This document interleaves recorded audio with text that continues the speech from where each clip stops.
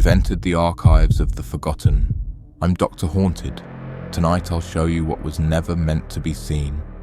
Just remember, once you know the truth, you can't unsee it.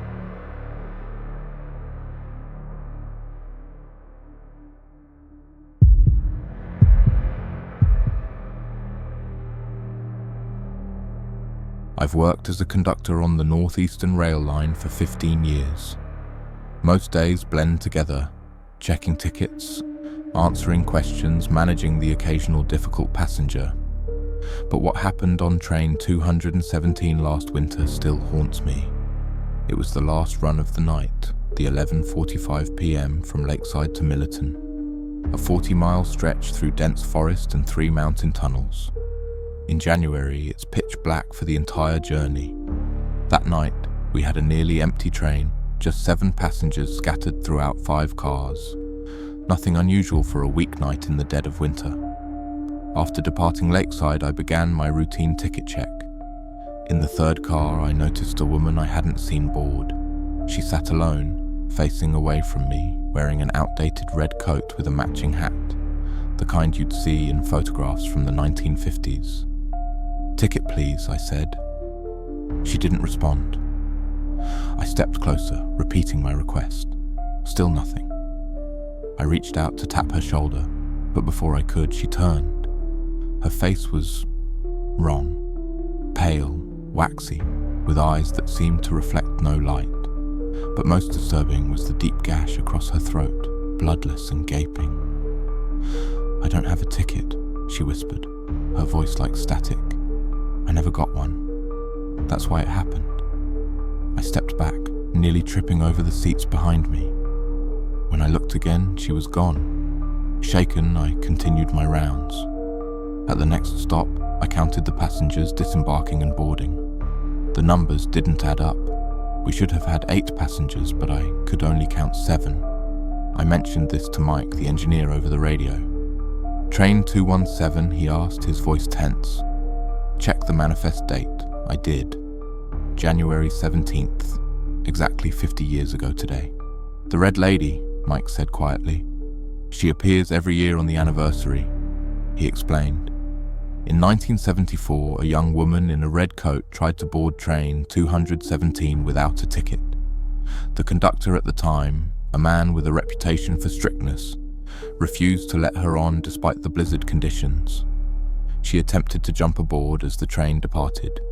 She slipped, fell beneath the wheels and died instantly. "The worst part," Mike said, "is what the investigation found. She actually had a ticket. It had fallen into the lining of her coat. She died for nothing." I finished my rounds, deliberately avoiding the 3rd car. As we approached the 2nd tunnel, the lights flickered. Standard when switching to backup power. But when they came back on, every seat in my car was occupied by a woman in a red coat, all with the same bloodless gash across their throats, all staring at me. I blinked, and they vanished. All except one, now seated directly across from me. "Will you take my ticket now?" she asked, extending a blood-stained slip of paper from a gloved hand. The train lurched violently. The emergency brakes screamed. I was thrown against the wall, momentarily blacking out. When I came to, we were stopped inside the tunnel. The emergency lights cast a red glow throughout the car. The passengers were panicking. Mike's voice crackled over my radio. "Someone pulled the emergency brake," he said. "Someone in a red coat. Did you see who?" I didn't respond. I couldn't. Because standing at the front of the car was the woman, her finger pressed to her lips in a silencing gesture. The next day's papers reported that train 217 had stopped for 30 minutes due to a mechanical issue. What they didn't report was that every passenger claimed to have seen a woman in red walking through the cars during those 30 minutes, punching tickets that disappeared as soon as she moved on. I quit the following week. But every January 17th, I receive a letter containing a single train ticket. The destination is always listed as home. I burn them without fail. But I know someday she'll collect my fare.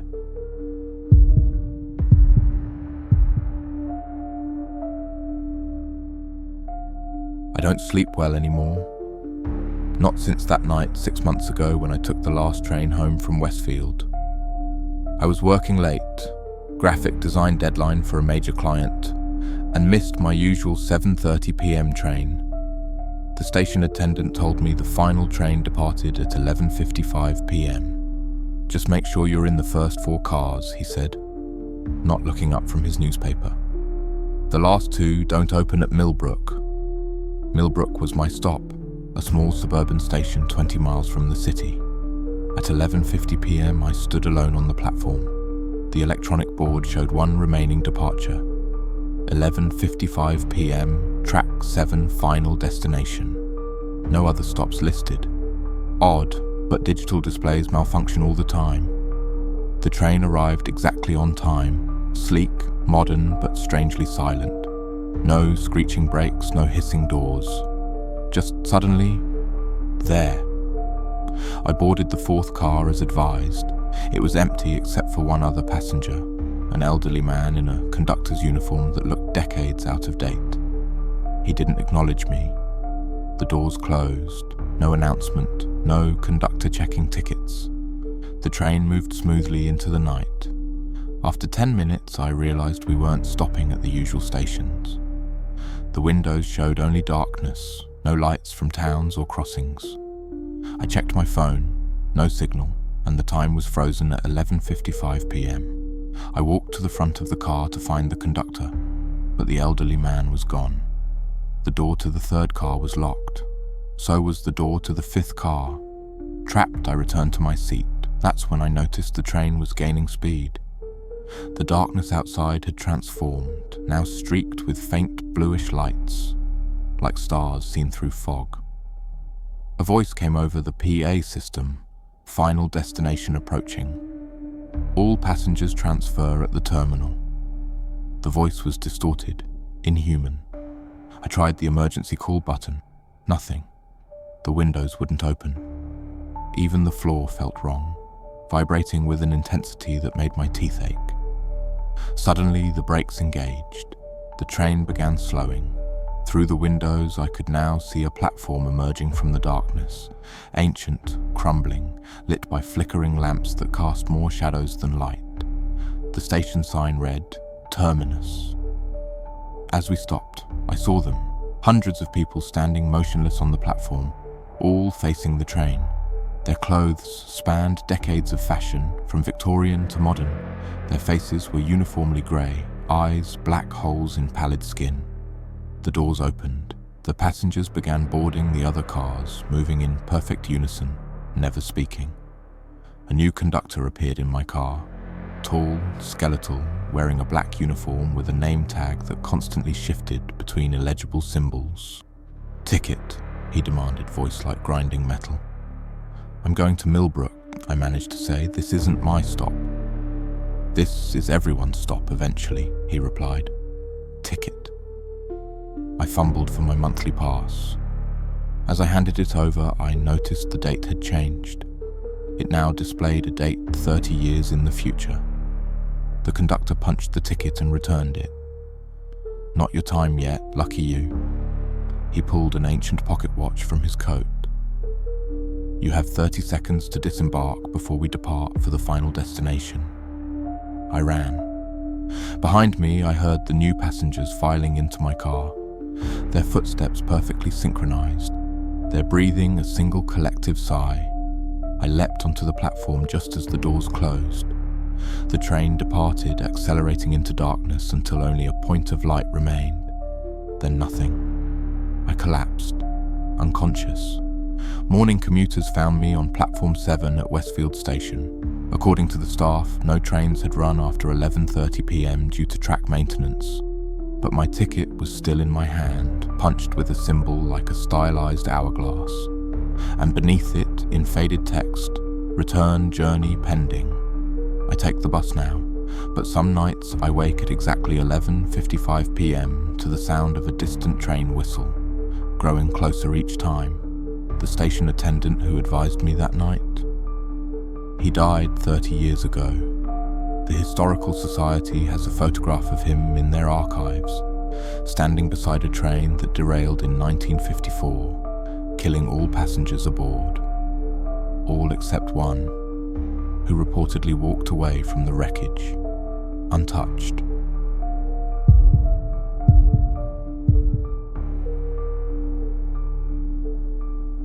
I've been an engineer with Central Railroad for 22 years.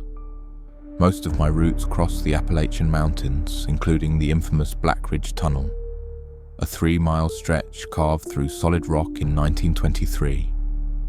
The tunnel has a reputation among railroad workers. We all know the stories. Last October, I was assigned the overnight freight run through Blackridge. My usual co-engineer called in sick, so they paired me with Marcus, a new hire I'd never worked with before. "First time through Blackridge?" I asked as we prepared for departure. "First time on this route," he replied. "Heard some stories, though." I nodded. Everyone's heard the stories. How during construction, a cave-in trapped 27 workers. How the company, desperate to meet deadlines, sealed the tunnel with the men still inside, officially reporting them as missing, presumed dead. How their families never recovered the bodies. What most don't know is the company log I found in the archives last year, documenting radio transmissions from inside the sealed section for 6 days after the collapse. We departed on schedule at 10:30 p.m. The first 2 hours were routine. As we approached Blackridge around 12:45 a.m., I briefed Marcus on the standard procedure. We kill the external lights, run on internals only. Radio silence through the tunnel. Don't stop for any reason. He looked confused. "Why?" "Company policy," I said. The truth was more complicated. Something about the tunnel's acoustics, the way sound and light behaved differently inside. How sometimes the radio picked up voices that couldn't possibly be there. We entered Blackridge at 1:17 a.m. The darkness swallowed our train instantly, the powerful headlight barely penetrating 50 feet ahead. The tunnel walls seemed to absorb light rather than reflect it. Halfway through, Marcus tensed beside me. "Did you hear that?" I'd heard it. A tapping sound coming from the roof of our cab, rhythmic, deliberate, like Morse code. "Ignore it," I said. "Probably just debris falling." Then came the voices over the radio, faint at first, then clearer. Multiple voices overlapping. "Still air down here. Can't dig through. They sealed it. They sealed us in." Marcus reached for the radio dial. I stopped him. "Don't respond. Don't acknowledge. Just keep moving." The tapping intensified. The train's electrical systems fluctuated, lights dimming, instruments flickering. The temperature dropped so rapidly our breath clouded the air. The radio voices grew more desperate. "We know you're there. Stop the train. Help us." Marcus was visibly shaken. "Shouldn't we call dispatch? Report this." "They know," I said grimly. "Everyone knows. Why do you think we run on radio silence?" Then it happened. Something I'd heard about but never experienced myself. The tunnel ahead appeared to stretch, elongating impossibly. Our speed indicator showed 45 miles per hour, but we seemed to be crawling. The exit, visible as a pinpoint of light, didn't get any closer. "We're slowing down," Marcus said. "No, we're not." I showed him the gauges, all normal. The radio erupted with a chorus of voices, dozens speaking simultaneously, begging, pleading. The tapping became pounding, reverberating throughout the cab. Then, silhouetted against our headlight, a figure appeared on the tracks ahead. A man in outdated work clothes, face covered in coal dust, one hand raised in a stopping gesture. I didn't slow down. Couldn't slow down. The figure didn't move. Just before impact, Marcus yelled, "Stop!" But there was no impact. The figure dissipated like smoke as we passed through it. Then another appeared, and another. Dozens of them standing in our path, dissolving as we reached them. The exit finally appeared. We emerged into blessed moonlight, both of us shaking, neither speaking until we were miles away. Marcus quit the next day. I didn't blame him. 2 weeks later, they found his car abandoned near the tunnel's maintenance entrance. The security footage showed him entering the tunnel on foot at 1:17 a.m. He never came out, but sometimes when I make the Blackridge run, I hear his voice among the others on the radio. And the tapping now sounds like it's coming from inside the cab, not outside. The company says I have 5 more years until retirement, 5 more years of Blackridge. I don't think I'll make it that long. None of us do.